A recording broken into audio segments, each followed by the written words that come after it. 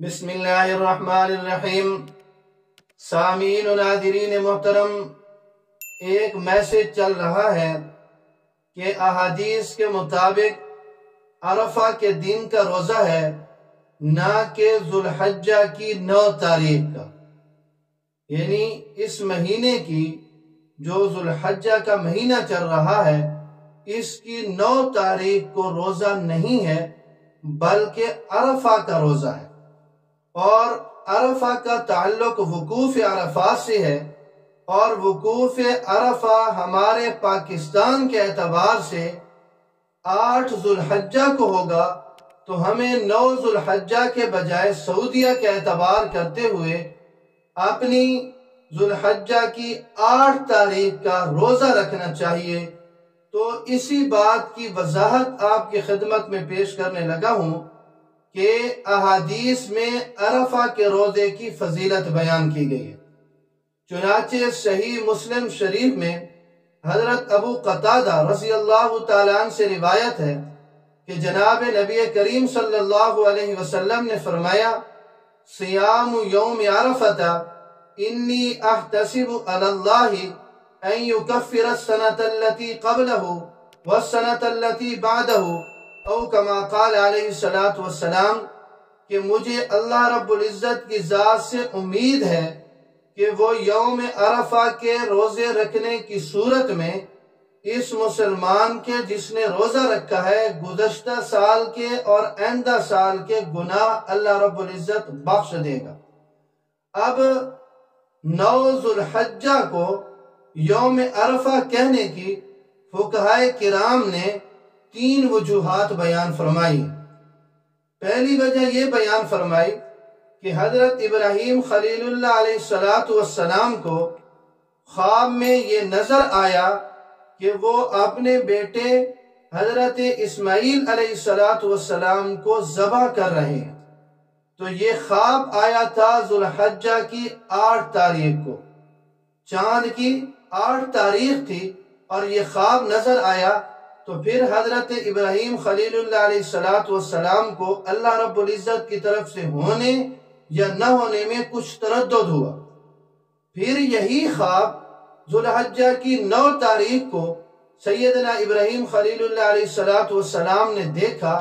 تو پھر انہیں یقین ہو گیا کہ یہ اللہ رب العزت کی طرف سے ہی مجھے حکم دیا جا رہا ہے۔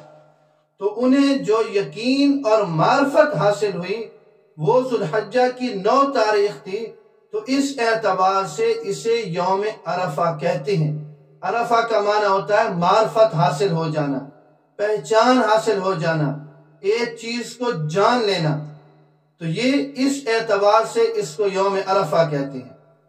اور دوسری وجہ یہ ہے کہ حضرت ابراہیم خلیل اللہ علیہ السلام کے پاس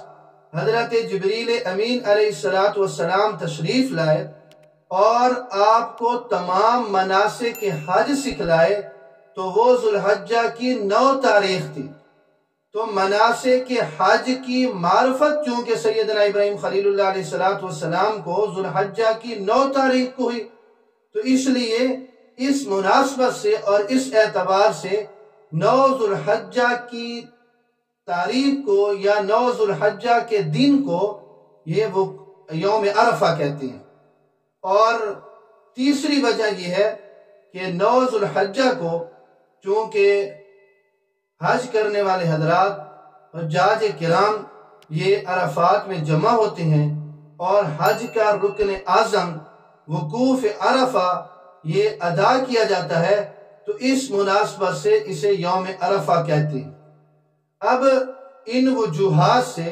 یہ معلوم ہوا کہ یوم عرفہ کو وقوف عرفات کے ساتھ خاص کرنا یہ درست نہیں ہے، کہ اس اعتبار سے اسے یوم عرفہ کہا جاتا ہے کہ وقوف عرفات ہوتا ہے، تو اس مناسبت سے اس وقوف عرفہ کے ساتھ اس کو خاص کرنا یہ درست نہیں ہے، بلکہ یہ مختلف وجوہات کی بنا پر جو آپ کی خدمت میں پیش کر دیں، یہ 9 ذو الحجہ کا دوسرا نام ہے۔ یوم عرفہ 9 ذو الحجہ کا دوسرا نام ہے، لہذا یہ دن ہر ملک میں اپنی تاریخ کے اعتبار سے ہوگا، یعنی جس ملک میں ذوالحجہ کی 9 تاریخ ہوگی تو وہی ان کا یوم عرفہ کہلائے گا، اور پھر اسی دن میں روزہ رکھنے کی یہ فضیلت ہوگی، خواہ اس دن سعودی عرب میں یوم عرفہ ہو یا نہ ہو، یعنی اس دن سعودیہ میں حجاج کرام عرفات کے میدان میں جمع ہوں یا نہ ہوں، ایک دن پہلے جمع ہو چکے ہوں یا ایک دن بعد میں جمع ہوں، یعنی سعودیہ میں اس دن یوم عرفہ ہو یا نہ ہو، ہر ملک کا اپنی تاریخ کے اعتبار سے وہ یوم عرفہ 9 ذوالحجہ کو ہوگا، اس لیے کہ 9 ذوالحجہ کا دوسرا نام یوم عرفہ ہے، اور یوم عرفہ کا ایک نام 9 ذوالحجہ ہے۔